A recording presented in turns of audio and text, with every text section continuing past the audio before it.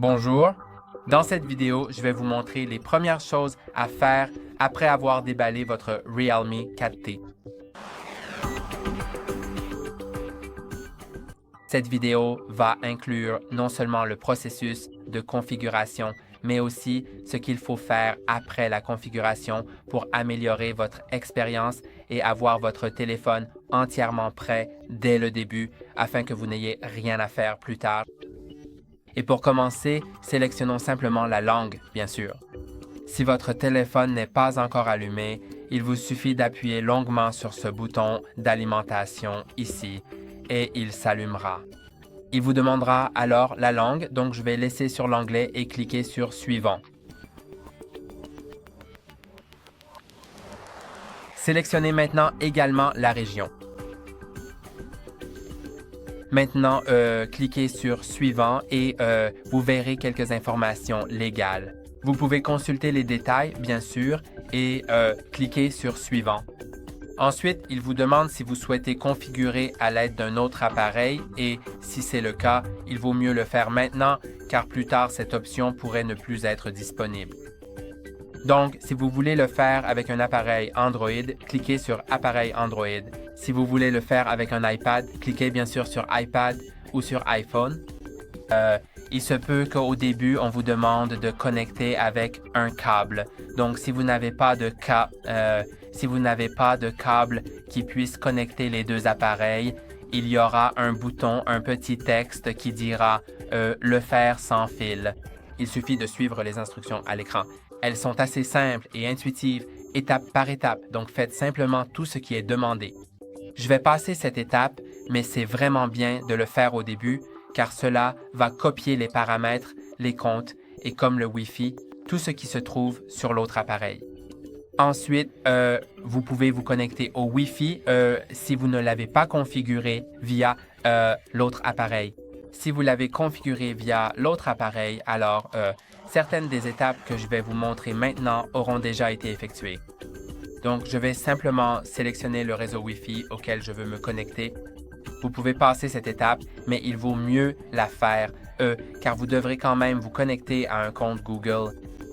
Je veux dire, c'est une étape que l'on peut passer, mais il vaut mieux avoir un compte Google pour de nombreuses raisons, notamment utiliser le Play Store ou encore avoir la possibilité d'effacer votre téléphone ou de localiser sa position s'il est perdu ou volé. Alors, cliquons maintenant sur Suivant. Et maintenant, le téléphone se prépare.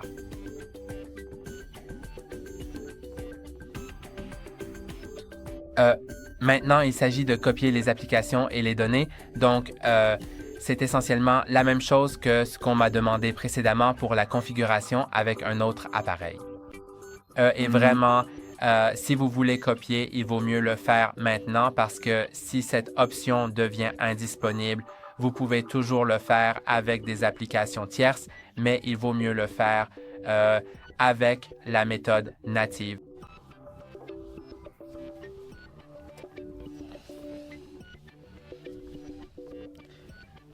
Et ce que je veux dire par cette option qui devient indisponible, c'est que elle n'est tout simplement plus accessible nulle part dans les paramètres du téléphone. Cette option n'est proposée que pendant la configuration ou bien après la configuration, il y aura une notification sur votre téléphone sur laquelle nous allons cliquer plus tard. Mais avec cette notification, ce sera en quelque sorte la dernière occasion d'utiliser la méthode native. Après cela, il n'y aura plus aucune option pour utiliser cette méthode à moins de réinitialiser votre téléphone aux paramètres d'usine ou d'utiliser une application tierce qui risque de ne pas tout copier entièrement. Voici la connexion Google et vous pouvez l'ignorer, mais comme je l'ai déjà mentionné, il vaut mieux se connecter. Si vous n'avez pas de compte, vous pouvez cliquer sur « Créer un compte ». J'en ai déjà un, donc je vais simplement me connecter. Et maintenant, il vous demande de saisir votre mot de passe, donc je vais simplement l'entrer.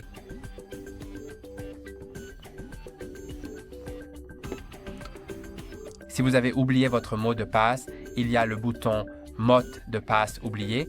donc vous pouvez le réinitialiser avec votre email ou votre numéro de téléphone.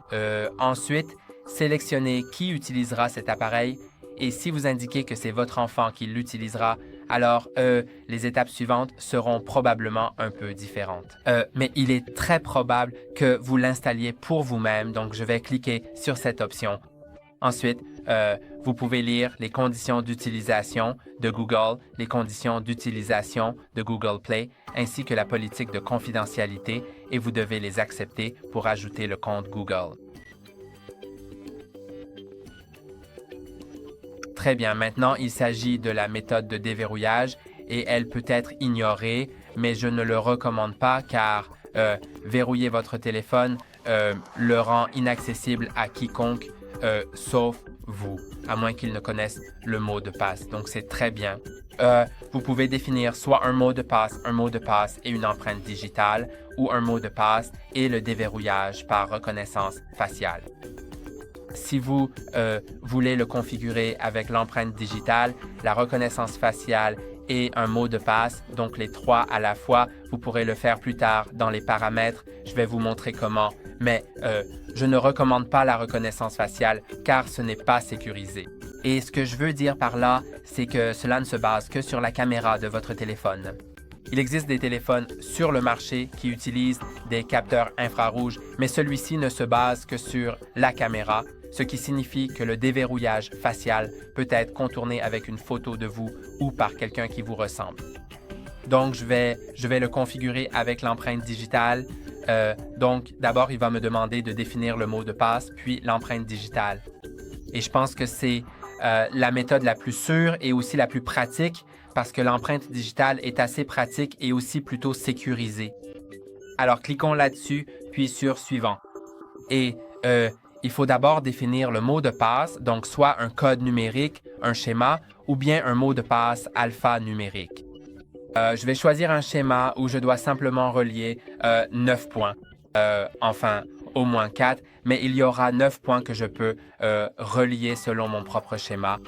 Et avant de continuer aussi, il ne pourra pas être récupéré si vous oubliez votre mot de passe, alors assurez-vous vraiment que c'est quelque chose dont vous pouvez vous souvenir. Si vous le souhaitez vraiment, vous pouvez l'écrire, mais assurez-vous de le conserver dans un endroit sécurisé. Et si vous l'oubliez, alors la seule façon de restaurer votre téléphone sera d'effacer complètement tout ce qu'il contient. C'est pour ça que je ne vous recommande pas d'oublier votre mot de passe. Assurez-vous que vous vous en souviendrez. Et cliquons sur « Continuer ». Le schéma que je choisis, c'est celui-ci. Bien sûr, vous pouvez en choisir un plus complexe, mais choisissez-en un dont vous vous souviendrez. Ensuite, cliquez sur « Ajouter maintenant » si vous ajoutez également l'empreinte digitale, comme moi. Et placez simplement votre doigt, MMH, celui que vous avez choisi, probablement votre pouce, droit ou gauche, sur le capteur d'empreinte digitale qui est caché sous l'écran. Touchez-le et relâchez plusieurs fois jusqu'à ce que vous arriviez à la fin. Assurez-vous de bouger votre doigt entre chaque scan pour que toute la surface de votre empreinte soit scannée.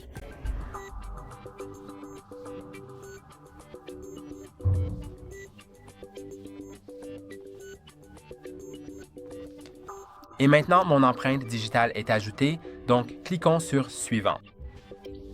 Ensuite, il y a quelques services Google que je vous recommande vivement de passer en revue vous-même et de décider par vous-même si vous souhaitez autoriser ou refuser certaines choses.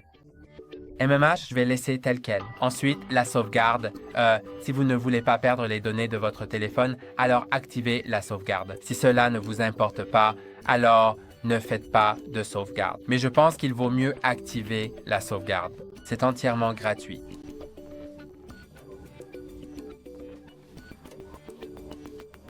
Maintenant, c'est le navigateur. Donc, je vais simplement cliquer sur « Suivant » et sélectionner mon navigateur par défaut. Je pense que cette question n'est posée que dans l'Union européenne. MMH, et parmi ceux que je recommande, il y a Opera, Google Chrome, Firefox et Brave, mais n'hésitez pas à choisir celui que vous préférez. Ensuite, Si vous voulez continuer la configuration, vous pouvez continuer maintenant ou quitter et recevoir un rappel. Je vais continuer.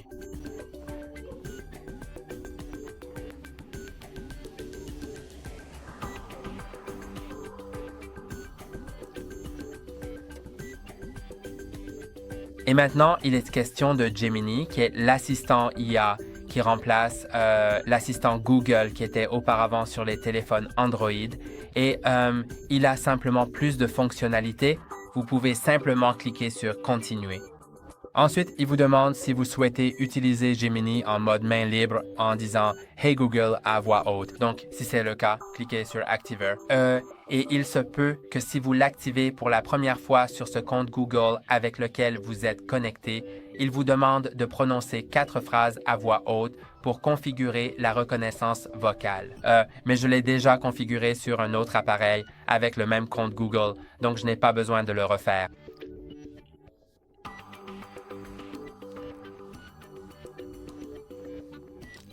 Et maintenant, il vous demande aussi si vous souhaitez configurer Google Pay. Et si vous ne le souhaitez pas, passez simplement cette étape, mais je pense que c'est plutôt pratique. Vous pouvez cliquer sur « Ajouter une carte », puis soit la scanner avec votre appareil photo, comme votre carte de paiement physique, soit saisir ces informations manuellement, puis confirmer avec votre banque par SMS, appel téléphonique ou via l'application bancaire et vous pourrez ainsi payer avec votre téléphone en magasin en utilisant le paiement sans contact sans avoir à sortir votre portefeuille. Vous n'avez même pas besoin d'apporter votre portefeuille avec vous si vous utilisez Google Pay. C'est donc très pratique et aussi très sécurisé puisque c'est autorisé par la banque, donc vous n'avez pas à vous soucier de la sécurité. Je vais passer cette étape parce que je n'ai aucune carte à ajouter pour le moment. Vous pouvez aussi consulter quelques autres paramètres si vous le souhaitez. Je vais cliquer sur « Non, merci » pour l'instant.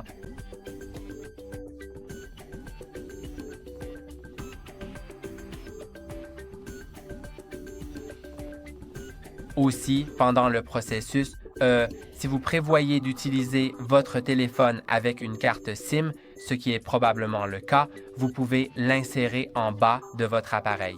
J'ai une coque de protection en ce moment, mais voici l'emplacement de la carte SIM. Et juste à côté, comme vous pouvez le voir, plutôt vers le bord de l'appareil, pas vers le port de chargement, car ici, il y a un microphone. Faites attention à ne pas l'endommager, mais insérez-le dans ce petit trou juste ici. Vous pouvez insérer l'outil d'éjection du tiroir SIM, une épingle ou une aiguille, n'importe quoi qui rentre dedans. Cela ouvrira le tiroir de la carte SIM. Vous pouvez y insérer la carte SIM et elle se connectera automatiquement une fois que vous l'aurez insérée ou, si ce n'est pas le cas, redémarrer votre téléphone. Maintenant, il y a quelques services recommandés que je vais activer la mise à jour automatique pendant la nuit. Il est important de garder votre téléphone à jour de temps en temps. Ensuite, le carrousel de fond d'écran, je n'aime vraiment pas cette option, je vais la désactiver. En fait, cela change l'écran de verrouillage à chaque fois avec un fond d'écran différent provenant d'Internet. Chaque fois que vous verrouillez votre téléphone, ce fond d'écran sera actualisé. Donc, je vais cliquer sur désactiver puis sur pas maintenant. Mais à part ça, je pense que tout le reste ici me convient, mais n'hésitez pas à modifier ces paramètres selon vos préférences. Ensuite, la navigation, soit avec les boutons qui sont assez classiques, comme le bouton des applications récentes, le bouton d'accueil et le bouton retour, soit, ce que je préfère, les gestes. Si vous faites glisser complètement vers le haut depuis le bas, cela vous ramène à l'écran d'accueil. Si vous faites glisser depuis la droite ou la gauche vers le centre de votre écran, cela revient en arrière dans une application et si vous faites glisser la barre en bas, pas complètement, mais juste un peu, puis maintenez, cela ouvrira les applications récentes. Donc, je préfère les gestes. Ensuite, je vais cliquer sur « Commencer ». Et maintenant, nous sommes Nous sommes dans le système, mais comme je l'ai promis, je vais vous montrer encore quelques petites choses après la configuration qui sont très utiles pour améliorer votre expérience et pour que votre téléphone fonctionne tout simplement mieux. Donc, la première chose, c'est la mise à jour. Je vais aller dans l'application Paramètres et la mise à jour de votre logiciel est importante pour 3 raisons. Tout d'abord, pour que votre téléphone fonctionne de manière fluide. Ensuite, pour qu'il soit sécurisé et aussi pour vous assurer de bénéficier des toutes dernières fonctionnalités disponibles. Donc, faisons défiler tout en bas jusqu'à Système et mise à jour, puis mise à jour logiciel et il commencera à rechercher des mises à jour. Si des mises à jour sont disponibles, vous pourrez cliquer sur Télécharger et installer, puis attendre que le téléchargement se termine. Le téléchargement prendra probablement un certain temps, mais vous pourrez continuer à utiliser votre téléphone pendant le processus. Ensuite, il vous enverra une notification pour redémarrer votre téléphone et une fois qu'il sera redémarré, vous pourrez simplement... Le redémarrage prendra un peu plus de temps que les redémarrages habituels car il doit appliquer la mise à jour entre-temps. Une fois cela fait, vous pourrez continuer à utiliser votre téléphone et tout sera terminé. Mais comme vous pouvez le voir, ma version est à jour, donc nous pouvons revenir en arrière. Et mettons aussi à jour les applications car c'est une autre étape importante pour exactement la même raison que la mise à jour de votre logiciel. Mais aussi, certaines applications peuvent simplement ne pas fonctionner sans mise à jour. Donc, nous pouvons aller à la fois sur l'App Market et sur le Play Store. L'App Market contient principalement les applications système, alors allons-y un instant. Ensuite, je vais accepter quelques éléments ici, il suffit de continuer. Ensuite, je pense qu'il faut aller dans Moi, puis Mises à jour. Et dans mon cas, il n'y a aucune application à mettre à jour. Mais si vous en avez ici, alors vous pouvez les mettre à jour. Allons aussi sur le Play Store. Ici, on pourrait nous demander de mettre en place quelques éléments. Donc, si vous l'êtes, configurez-le simplement, puis cliquez sur l'icône de votre profil dans le coin supérieur droit, Mes applications et jeux, mises à jour, et nous avons ici 51 mises à jour. Alors, mettons-les tous à jour. Et vous remarquerez peut-être qu'il existe certaines applications qui sont en quelque sorte des bloatwares, certains jeux ou tout ce dont vous n'aurez probablement pas besoin et nous allons les désinstaller dans un instant. Mais maintenant, il est en train de se mettre à jour, donc je ne vais pas le faire tout de suite. J'ai aussi reçu une notification du marché d'applications. Je pense que ce n'est pas très important, mais on a aussi reçu la notification pour terminer la configuration de votre appareil. Je ne comprends pas vraiment pourquoi cette notification s'affiche puisqu'elle ne demande rien qui n'ait déjà été demandé lors de la configuration, mais cliquons simplement dessus pour ne plus recevoir cette notification à l'avenir. On m'a aussi posé une question concernant les notifications et les réglages rapides. Donc, si vous le définissez sur classique, peu importe si vous faites glisser votre doigt vers le bas depuis la partie supérieure droite ou gauche de votre écran, il ouvrira par exemple la vue mixte de paramètres rapides et de notifications. Et si vous faites glisser à nouveau vers le bas, cela ouvrira des paramètres plus rapides. Vous pouvez le régler sur Diviser. Si vous faites glisser vers le bas depuis le haut droit de l'écran, cela ouvre les paramètres rapides. Depuis le haut gauche de l'écran, cela ouvre les notifications. Je préfère cette option. Je clique et applique. Maintenant, je clique sur Démarrer avec la configuration finale. Puis connectez-vous au réseau mobile avec une carte SIM. Vous pouvez le faire maintenant, vous pouvez le faire plus tard. Cela n'a pas vraiment d'importance. Mais bien sûr, il est préférable de l'avoir dès le tout début de l'utilisation de votre téléphone, comme ça vous recevez des messages, des appels et vous pouvez utiliser les données mobiles dès le départ. Ensuite, on vous demande si vous souhaitez configurer à l'aide d'un autre appareil, comme on vous l'a déjà demandé auparavant, mais ce sera la dernière ou presque la dernière fois qu'on vous posera cette question.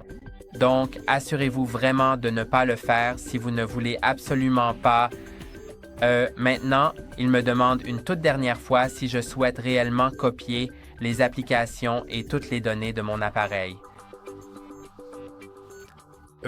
Maintenant, je peux également configurer la reconnaissance faciale. Je ne vais pas le faire. Je ne fais pas confiance à cette méthode de déverrouillage. Ensuite, choisissons mon moteur de recherche. Il suffit donc de cliquer sur Suivant. Et le seul que je recommande est Google, mais bien sûr, sentez-vous libre d'en choisir un autre. Ensuite, on vous demande à nouveau à propos de Google Pay et de certaines fonctionnalités supplémentaires que vous pouvez utiliser. Maintenant, ça me montre ça. Comme j'ai sélectionné la vue fractionnée des paramètres rapides et de la notification, un tutoriel rapide s'affiche sur la façon de l'utiliser. Ensuite, une fois que je pense que la plupart des applications sont mises à jour, ce que je vais faire est de glisser vers le haut pour ouvrir le tiroir d'applications et dans le tiroir d'applications, trouver toutes les applications dont je n'ai pas besoin. Et même, je vais vous montrer tous ceux qui peuvent être désinstallés, juste pour que vous sachiez lesquels peuvent l'être. Et AliExpress peut être désinstallé. Si tu veux le garder, alors garde-le, bien sûr. Mais je vais juste vous dire ceux qui peuvent être désinstallés, même. Ensuite, Amazon Music, Amazon Shopping aussi. Ensuite, ces jeux, c'est sûr, les désinstaller. Je ne veux pas vraiment qu'ils occupent mon espace de stockage car je n'aime pas vraiment les jeux qui contiennent beaucoup de publicité. Et puis, Booking.com peut aussi être désinstallé elle-même et ensuite il collecte ou quoi que ce soit d'autre. Ce jeu aussi. Tous les jeux, je recommanderais simplement de les désinstaller. Ils ne valent généralement pas la peine d'être essayés parce que ils sont surtout remplis de publicité. Ensuite, Hot Apps n'est pas un dossier. C'est une application qui ne sert pas vraiment à grand-chose, donc ce que je recommande, c'est d'appuyer longuement dessus et... Oui, je ne peux pas vraiment le faire de cette façon, donc je vais aller sur l'App Market. Je vais sauter ça parce qu'il veut que j'installe des choses supplémentaires. Au fait, les mises à jour viennent d'apparaître, donc vous pouvez effectivement mettre à jour certaines choses, mais ouais. Passons maintenant aux paramètres, puis à désactiver les applications et les jeux populaires. C'est ce que je recommande vraiment de faire. Et maintenant, ils ont disparu parce qu'ils sont alimentés par l'App Market. Désormais, Netflix et LinkedIn peuvent également être désinstallés. Alors, le Shortmax, je le désinstallerai, c'est sûr. C'est vraiment une application qui ne vaut pas la peine d'être essayée. Alors, ce jeu, quel qu'il soit, désinstallons-le également. Spotify, c'est à vous de jouer. Temu, c'est aussi à toi de voir, mais je n'aime pas cette boutique, donc je vais la désinstaller. Alors, TikTok dépend aussi de vous. Ce jeu peut également être désinstallé, un autre jeu et encore un autre jeu. Et je pense que j'ai désinstallé tout ce dont je n'ai pas besoin. Ça a l'air beaucoup plus propre maintenant sans tout ce bloatware et ouais. C'est vrai. Ça a vraiment l'air beaucoup plus propre. Je vais juste déplacer ça Gemini pour que mon écran d'accueil soit bien rangé. Voyons aussi ce que c'est ce widget. Il s'agit donc du nettoyage du stockage. Vous pouvez simplement cliquer sur Nettoyer pour le nettoyer rapidement des fichiers indésirables. Si vous ne voulez pas de ce widget, n'hésitez pas à le supprimer. Ce n'est pas si important. Et passons maintenant à la chose suivante qui se trouve dans les paramètres de votre appareil, plus précisément dans la section batterie. Voici le mode GT que vous n'auriez pas dû activer tout le temps, mais je vais juste en parler parce que je pense que c'est génial. Si vous l'activez, vous aurez de meilleures performances, une résolution plus élevée et un taux de rafraîchissement supérieur sur votre écran. Donc c'est vraiment super pour le gaming par exemple, mais ça consommera plus d'énergie, alors activez-le uniquement quand vous jouez, puis désactivez-le ensuite. Mais je pense que c'est vraiment excellent pour les performances. Ensuite, MMH, toujours dans santé de la batterie, je vous recommande vivement d'activer la charge intelligente. Ce que ça fait, c'est que si vous branchez votre Il commence par apprendre vos habitudes et ajuste les cycles de charge. Donc, MMH, si vous chargez votre téléphone la nuit, chaque jour, alors il apprend que c'est votre habitude. Et après un certain temps, il commencera à charger jusqu'à 80%, puis mettra la charge en pause et la reprendra une fois que une fois qu'il reste, disons, environ 1 heure avant l'heure à laquelle vous êtes censé vous réveiller. Et les 100% de votre batterie apparaîtront peu de temps avant que vous ne débranchiez votre téléphone. Donc, ça évite simplement la surcharge pendant la nuit. C'est vraiment super pour préserver la longévité de votre batterie. Et maintenant, voyons, une autre chose qui est le fond d'écran. Je sais qu'il y a beaucoup de gens qui mettent leur propre fond d'écran, donc je vais juste vous montrer ça. Vous pouvez soit utiliser une photo transférée depuis votre ancien appareil, soit une photo prise avec ce téléphone ou quelque chose que vous avez téléchargé sur Internet. Je vais prendre une photo maintenant juste pour avoir quelque chose à définir.